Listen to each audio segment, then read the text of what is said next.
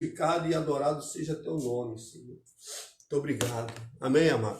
Vamos para a palavra. Você que não botou seu pedido de oração, pode colocar o seu pedido de oração, senão a gente vai botar o seu nome. Amém? Vamos estar na palavra nesta manhã. Lembre-se que você está no momento de consagração, você está consagrando a sua vida. Você está consagrando a sua vida nesse momento, a sua casa, a sua família. Você está fazendo como Ana fez. Ana deixou de fazer as suas coisas, aquilo que ela tinha que fazer, a obrigação dela, para ela estar aos pés do Senhor, ouvindo o que o Senhor tinha para a vida dela. Amém, amado? Então vocês escolheram a melhor parte, de estar na presença de Deus nesta manhã. Então vamos ver a Bíblia. Você que está com sua Bíblia, se não tiver, não tem problema. Se encontra em Êxodo, capítulo 17, que se diz assim, capítulo 17, versículo 8, que diz assim, Êxodo 17, versículo 8. E então veio Amaleque e pelejou contra Israel em Refitim.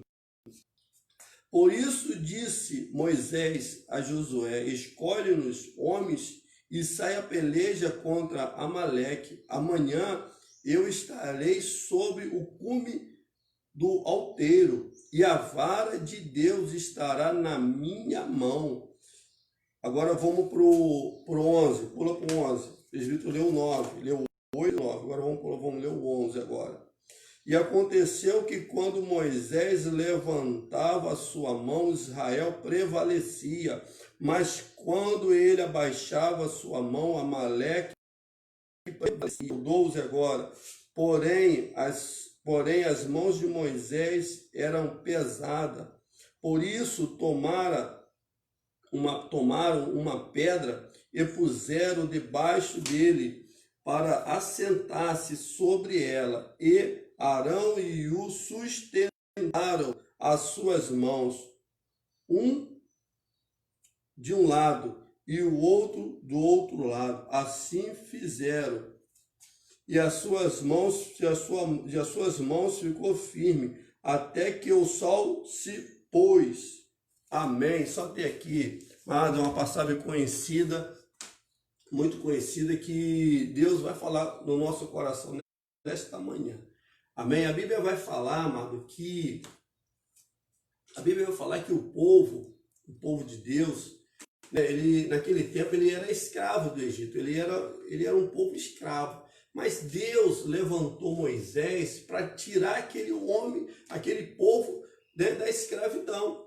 E ali Deus chamou Moisés para um compromisso. Deus fez uma sarça, amado, pegar fogo. Fez uma sarça pegar fogo, mas só que quando ele olhou, falou assim, olha, está pegando fogo, mas não está se queimando. E Moisés se aproxima e Deus fala assim para ele, Moisés, tira a sandália dos teus pés, porque onde você está pisando é santo. E ali ele se prostrou em terra, e ali Deus tratou com a vida dele. Deus falando para ele, Moisés, você vai lá no Egito e vai libertar o meu povo. E Moisés, com medo, sem saber, aí Deus fala para ele assim, enfia a mão na sua manga. Aí enfiou a mão assim por dentro da roupa, quando ele puxou a mão estava leprosa. E depois ele enfia a mão de novo, quando ele enfiou a mão, puxou, a mão dele voltou sã. Aí ele falou para ele, Moisés, que tem nas tuas mãos é um cajado, então joga esse cajado no chão. Quando ele jogou o cajado no chão, virou uma serpente. Falou para Moisés, pega por trás. Ele pegou o cajado, pegou a serpente e se tornou um cajado. Agora, Moisés, tu vai e liberta o meu povo. E Moisés chegou lá no Egito. Quando ele chegou lá no Egito, aí Deus usava Moisés. Moisés tocava na água, a água se tornava em sangue. Moisés levantava o cajado.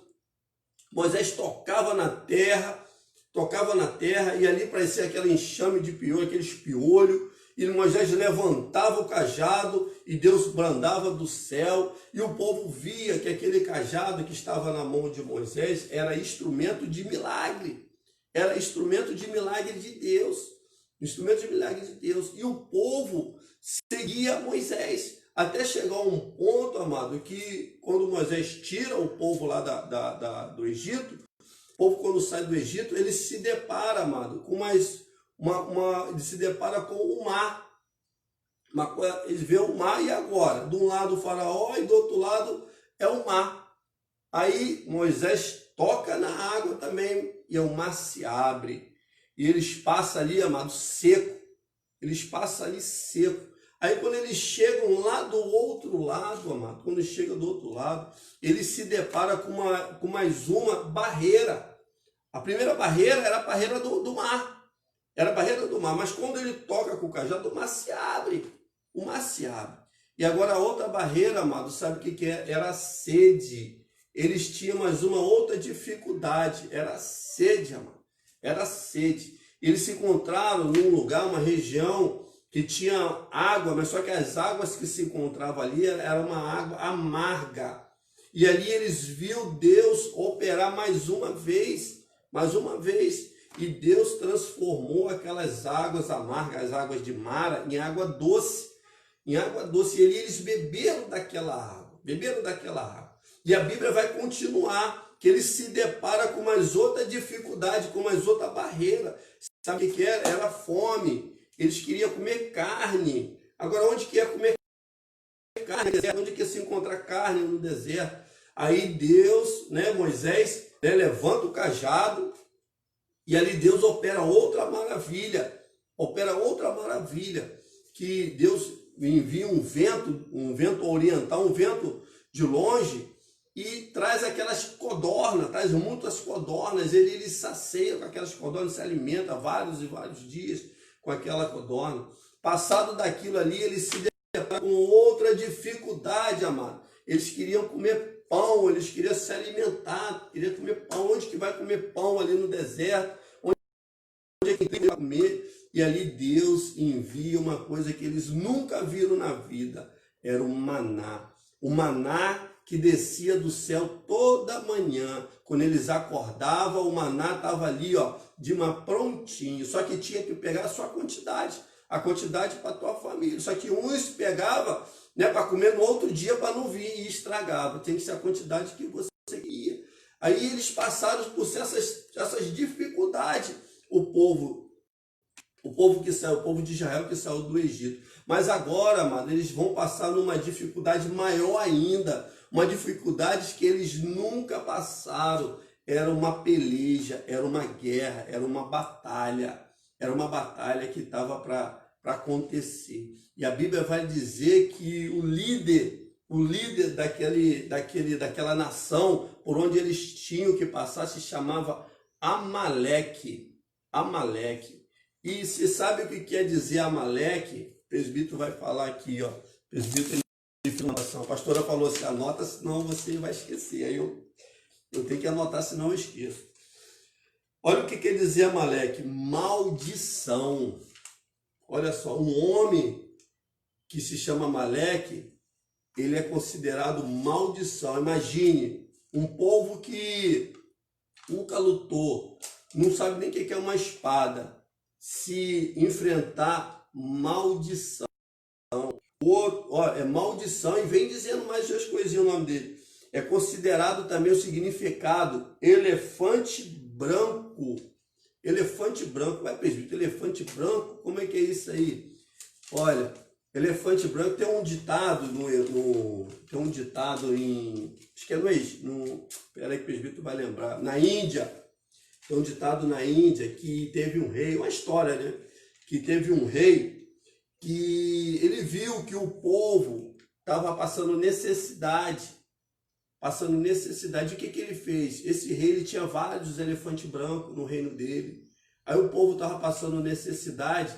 Aí ele pegava aqueles elefantes e deixava na casa da pessoa. Aquele elefante branco representava uma entidade. Uma entidade, tipo assim, uma entidade para abençoar aquela família, aquela casa. Era uma entidade. Representava uma entidade divina.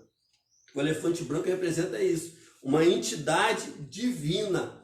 E aquele rei, ele pegava aquele elefante e colocava, e deixava passar um tempo na casa dessas famílias, para que o Deus deles viesse abençoar aquela família. Só que tinha um porém, amado.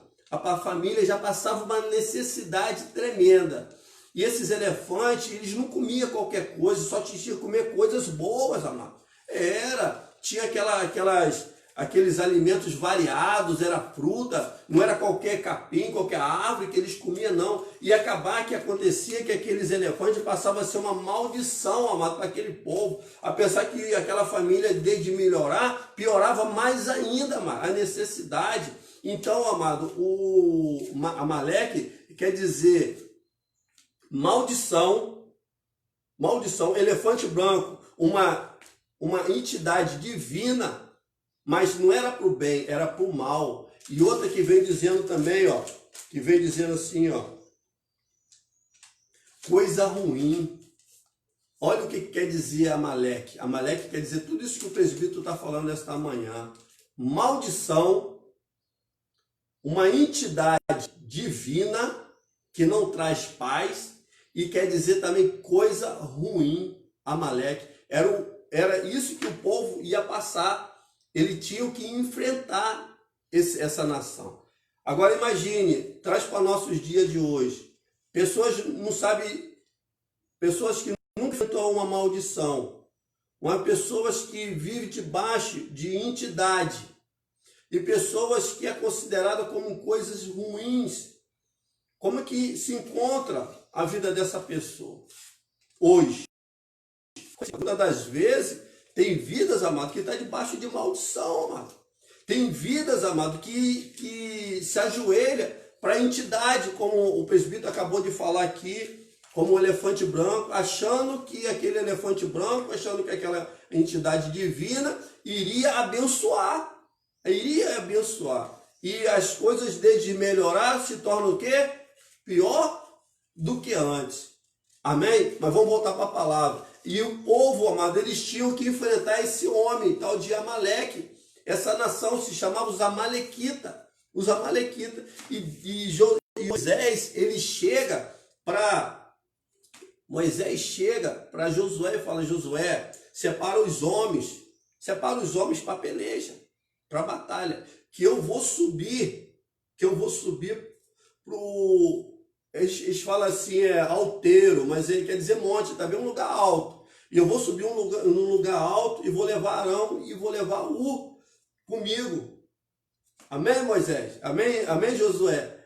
Aí Josué, engraçado, amado, que o líder, quando ele fala, quando o líder ele fala, aqueles que estão abaixo dele, do líder, eles obedecem.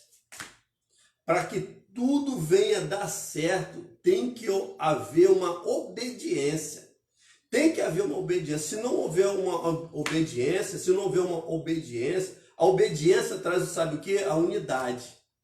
Se não tiver obediência, não tem unidade. Aí quando tem uma obediência, tem a unidade. Aí Deus opera o milagre, Deus opera maravilhas.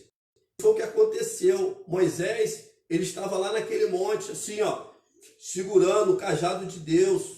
Ele falou: eu vou subir no monte e vou estar lá com o cajado de Deus na minha mão. O cajado de Deus representava para aquele povo ali, os milagres de Deus, porque o povo viu os milagres que Deus fez, que Deus operou. Quando Moisés tocava ali naquela água, quando Moisés levantava aquele cajado, Deus via. O povo via aquele milagre e Deus operava, mano. E ele subiu naquele monte ali, amado, e ficou segurando. Só que chegou uma hora, amado, que a mão dele cansava.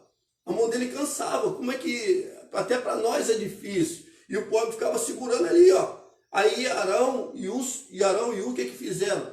Pegaram umas pedras, sentado na pedra, e eles ficaram segurando ali, ó, a mão ali de Moisés, ficaram segurando a mão de Moisés. Quando o povo via a mão de Moisés levantado, o povo prevalecia.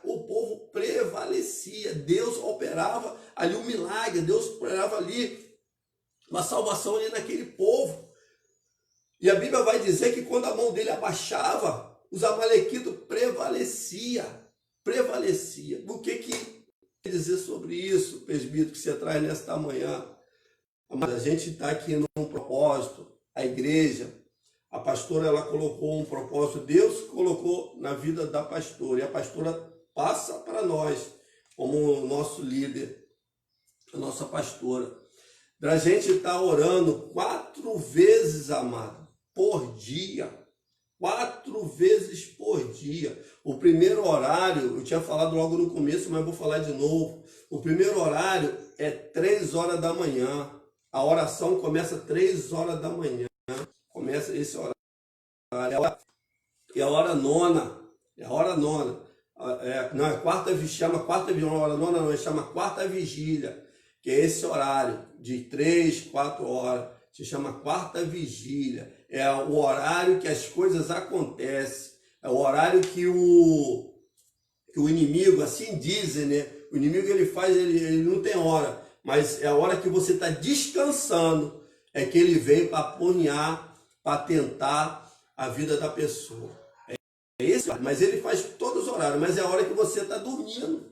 Mas engraçado que quando você está dormindo, quando você está debaixo de uma cobertura, o que acontece? Deus acampa com os teus anjos ao redor da tua cama, ao redor da tua casa, quebrando o arco, quebrando a lança, quebrando as correntes do adversário. Amém, amado? Mas o presbítero ele quer dar continuidade aqui. Às 3 horas, começa a primeira oração, 3 horas. Aí depois vem a oração às 9 horas da manhã, que é essa que o presbítero está fazendo aqui. Às vezes é um outro irmão também que está fazendo. E depois vem a outra oração, amado. A terceira oração, que é 4 horas da tarde. E depois vem a quarta oração, que é às 11 horas da noite. Então, amado, a gente estamos nesse ciclo de oração. E o presbítero ele volta para a palavra de Deus de novo, dizendo, quando Moisés está assim, o povo prevalecia. Enquanto tem, amado, enquanto tem pessoas orando, pessoas intercedendo, quando a igreja, amado, obedece, quando a igreja obedece, a igreja toma posse daquilo que sai do altar, sabendo que aquilo que sai do altar é Deus.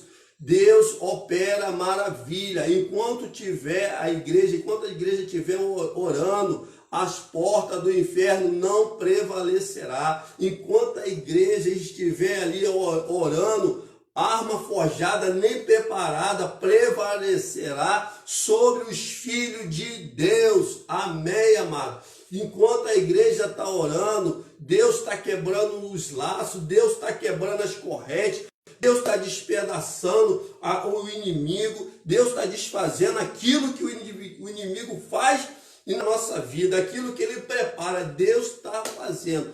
E outra, para isso o Filho de Deus se manifestou para desfazer toda a obra do diabo. Toda a obra do diabo. Enquanto a igreja, amada, está orando, Deus está operando. Tem uma passagem que é linda de ouvir, que fala que o choro pode durar uma noite, mas a alegria é pela manhã. O choro pode durar, mas a alegria ela vem pela... Como assim, presbítero? Enquanto você está dormindo, Deus está trabalhando ao nosso favor. Quando nós estamos dormindo, Deus acampa com os teus anjos ao nosso redor. O Deus nos dá descanso. Amém, amado? Ele vai quebrando os laços, vai quebrando as correntes, vai despedaçando tudo aquilo que o inimigo prepara. Quando a igreja está orando, e nós estamos nesse propósito, amado, de oração, de estar orando 4 vezes por dia. Para quê, presbítero? Para que a graça de Deus e o amor dele alcance sua vida, que venha trazer libertação, que venha trazer cura, que venha trazer salvação, que venha trazer renovo sobre a tua vida. Amém, amado? Por isso que o povo de Deus ele não pode parar de orar. A igreja não pode parar. Se a igreja parar de orar, amado, o que acontece? O inimigo prevalece. Era o que aconteceu naquele povo ali, amado. Enquanto Moisés estava com aquela mão ali levantada ali, o povo prevalecia. Enquanto tiver a igreja orando, amado, o povo vai prevalecer. Oh, meu Deus do céu. Agora, se a igreja não estiver orando, e aí, presbítero? E aí, amado, o inferno vai prevalecer. O inferno vai prevalecer naquela casa. O inferno vai prevalecer naquela família. A dificuldade vai continuar. A enfermidade vai aumentar. Tudo vai ficar pior. Mas quando a igreja está orando, amado, é aquilo que o presbítero está falando agora nesta manhã. As situações vão ser jogadas toda por terra. Eu não sei o que está passando sobre a tua vida, o que está acontecendo no teu coração, mas lembre-se que a igreja está orando ao teu favor, amado. A igreja está orando ao teu favor. Amém, amado? Enquanto Moisés estava assim, o povo estava prevalecendo. E lembre, e uma coisa interessante que nessa passagem fala que de manhã até o pôr do sol. Então, eu já tenho uma noção que o inimigo não para. O povo de Deus, ele não teve um descanso. Assim, como assim, perdido? De tomar um café, de tomar um café, de descansar para a batalha, não. De almoçar depois ir para a batalha, não. Não teve descanso, não. Mano. Porque se ele descansasse, o que ia acontecer? O povo ia prevalecer, os amalequitas ia prevalecer sobre o povo de Israel. Então a batalha começou de manhã até o pôr do sol. Eu calculo que sejam umas 7 horas. Calculo esse horário aí de 7 horas, porque tem lugares que eu fui uma vez para um país aí, para trabalho, que 10 horas ainda eu vi o sol ainda. Olha só, eu fui num país aí que 10 horas eu ainda vi o sol. Então eu não posso dizer, né, claramente se o pôr do sol era 7 horas, pode dizer até mais. Eu não posso dizer, mas eu digo uma coisa para você: o povo de Deus não podia parar, nem para tomar café, nem para almoçar, nem para ir ao banheiro, porque a batalha era grande e se parasse, perdia. Então, amado, enquanto tiver oração, enquanto tiver um povo clamando, amado, fique seguro disso. A tua casa está sendo coberta pelas orações, a tua família está sendo coberta pelas orações, os teus negócios estão sendo cobertos pelas orações. Amém, amado? E uma coisa interessante que o presbítero quer liberar na nossa vida agora hoje, nesta manhã, que depois dessa batalha, Moisés, ele levantou um altar. Quer ver? Êxodo capítulo 17, versículo 15, que diz assim: e Moisés edificou um altar e chamou: o Senhor é a minha bandeira. O Senhor é a minha bandeira. O presbítero já libera nesta manhã, amado.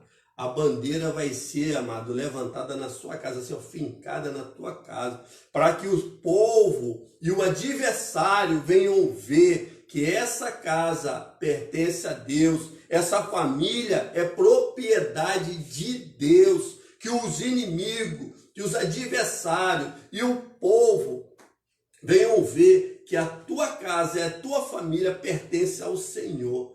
Amém, amado? Essa bandeira vai ser levantada hoje na tua casa. Você crê nisso? E quando Deus faz morada, quando Deus faz presente ali naquele lugar, Satanás ele não tem mais direito, não tem mais autoridade de ficar mais ali.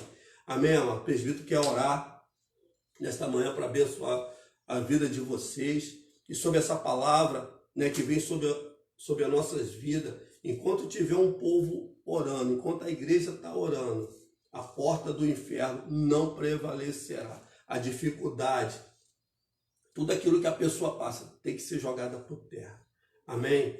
Não se preocupa não que o presbítero vai anotar o nome de todo mundo que está aí na live aí. O presbítero ele não se preocupa, sabe o que é? De quantidade de pessoa na live. Ele não sabe o que eu não me preocupo com isso, sabe por quê? Porque eu tenho que fazer a minha parte.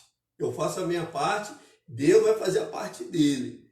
Amém? A minha parte é estar falando da palavra dele para os amados. Minha parte é essa. E Deus vai fazer a parte dele. A única coisa que o presbítero se preocupa, sabe o que é? É com o galardão. Eu me preocupo é com o meu galardão.